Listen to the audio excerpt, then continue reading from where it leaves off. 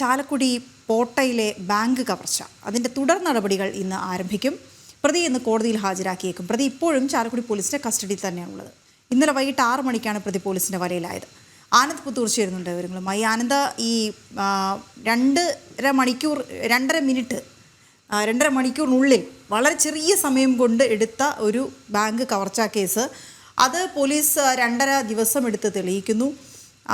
ഈ പ്രതി പിടിയിലാകുമ്പോൾ ആദ്യഘട്ടത്തിൽ ഒരു സൂചനയും ഉണ്ടായിരുന്നില്ല. പക്ഷേ പ്രതിയിലേക്ക് എത്താൻ കഴിഞ്ഞു, പ്രതിയെ അറസ്റ്റ് ചെയ്യാൻ കഴിഞ്ഞു. അറസ്റ്റ് ചെയ്തതിന് ശേഷവും പ്രതി ഈ ബാങ്ക് കവർച്ച നടത്തിയത് എങ്ങനെയെന്നുള്ളത് സംബന്ധിച്ച് പോലീസിനോട് ഇതിനോടകം തന്നെ കാര്യങ്ങൾ വ്യക്തമാക്കിയിട്ടുണ്ട്. ഇന്നിപ്പോൾ ഈ കേസിൻ്റെ തുടർ നടപടികൾ ആരംഭിക്കുമ്പോൾ എവിടെ നിന്നായിരിക്കും പോലീസ് തുടങ്ങുക?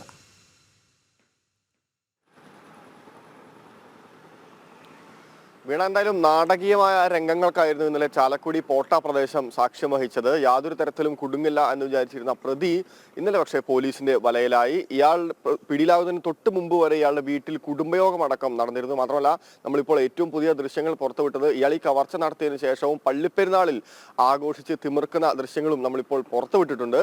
എന്തായാലും ഈ പോലീസിനെ വല്ലാണ്ട വലച്ച ഒരു കേസായിരുന്നു. പക്ഷേ പോലീസ് എന്തായാലും അവസാനം കുറച്ച് സമയം വൈകിയെങ്കിലും അയാളിലേക്ക് എത്തി എന്ന് പറയുന്നത് വളരെ ആശ്വാസകരമായിട്ടുള്ള ഒരു കാര്യം തന്നെയാണ്. പ്രതിയുടെ വീട്ടിൽ നിന്ന് ഏതാണ്ട് 10 ലക്ഷത്തോളം രൂപയും പിടിച്ചെടുത്തിട്ടുണ്ട്. അതിവൈദഗ്ധ്യത്തോടു കൂടി തന്നെയാണ് പ്രതി ഈ ഒരു കവർച്ച ആസൂത്രണം ചെയ്തത്.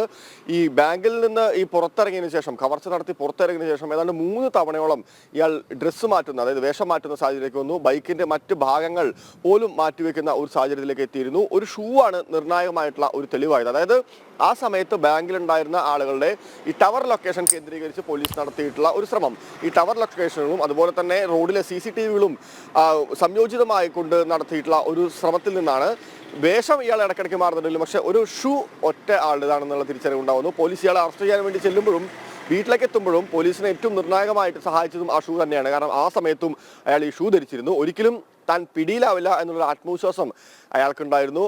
അത് തന്നെയാണ് അയാൾ ആദ്യഘട്ടത്തിൽ പോലീസിനോട് പങ്കുവച്ചതും. കാരണം തന്നെ പിടിക്കില്ല എന്ന് തന്നെയാണ് താൻ വിചാരിച്ചിരുന്നത്. ആ സമയം അയാൾ ഈ വാർത്തകളെല്ലാം കണ്ടുകൊണ്ടിരിക്കുകയായിരുന്നു. അപ്പോൾ നാടകീയമായിട്ടുള്ള ഒരു രംഗങ്ങൾ തന്നെയാണ് ശരിക്കും ഇന്നലെ അവിടെ നടന്നത്.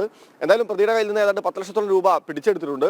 ഈ നേരത്തെ സൂചിപ്പിച്ച പോലെ തന്നെ പ്രതിയുടെ ആഡംബര ജീവിതം നയിക്കുന്ന ഒരു വ്യക്തിയാണ്. അപ്പോൾ കടങ്ങൾ വീട്ടുന്നതിന് വേണ്ടി ഭാര്യ വിദേശത്തെ നഴ്സാണ്. ഈ ഭാര്യ അയച്ചിരുന്ന പണങ്ങളെല്ലാം അയാളോട് ദൂർത്തടിച്ചിരുന്നു. അപ്പോൾ സ്വാഭാവികമായും ഭാര്യയോട് എന്ത് പറയും എന്നുള്ളൊരു ചോദ്യം അയാളെ വല്ലാതെ അലട്ടിയിരുന്നു. അതായിരിക്കാം ഒരുപക്ഷെ ഈ കവർച്ചയിലേക്ക് എത്തിച്ചതെന്നാണ് പ്രതി പറയുന്നത്. എന്തായാലും ഇതിന് പിന്നിൽ മറ്റെന്തെങ്കിലും സഹായങ്ങളുണ്ടോ, കാര്യങ്ങളെല്ലാം കൂടുതൽ മൊഴിയെടുക്കേണ്ടതുണ്ട്, കൂടുതൽ അന്വേഷണം നടത്തേണ്ടതുണ്ട്. എന്തായാലും പോലീസ് ഇപ്പോഴും ഈ പ്രതി ഇപ്പോഴും ചാലക്കുടി പോലീസിന്റെ കസ്റ്റഡിയിലാണുള്ളത്. ഇനി ആ കേസിന്റെ തുടർ നടപടികൾ ഇന്ന് ആരംഭിക്കും. ഇന്നെന്തായാലും ബാങ്കിലേക്ക് തെളിവെടുപ്പിന് കൊണ്ടുപോകും. ഇന്നലെ രാത്രി പ്രതിയുടെ മെഡിക്കൽ എടുത്തിരുന്നു. തുടർന്ന് എന്തായാലും ഇന്ന് കോടതിയിൽ ഹാജരാക്കാനുള്ള എല്ലാ സാധ്യതകളും ഉണ്ട്. എന്തായാലും ഇന്ന് തെളിവെടുപ്പിന് കൊണ്ടുവരും എന്ന് തന്നെയാണ് നമുക്ക് അറിയാൻ വേണ്ടി സാധിക്കുന്നത്. വീണ, ഓക്കെ. ചാലക്കുടി പോട്ടയിലെ ബാങ്ക് കവർച്ചാ കേസിൻ്റെ തുടർ നടപടികൾ ഇന്ന് ആരംഭിക്കും. തെളിവെടുപ്പിനായി ബാങ്കിൽ കൊണ്ടുവരും എന്നാണ് അറിയാൻ കഴിയും. അപ്പോൾ തന്നെ വിശദമായിട്ടുള്ളൊരു ചോദ്യം ചെയ്യലും ഇതിനാവശ്യമാണ്. കാരണം വലിയ ആത്മവിശ്വാസമായിരുന്നു പ്രതിക്ക് താൻ പിടിക്കപ്പെടില്ല.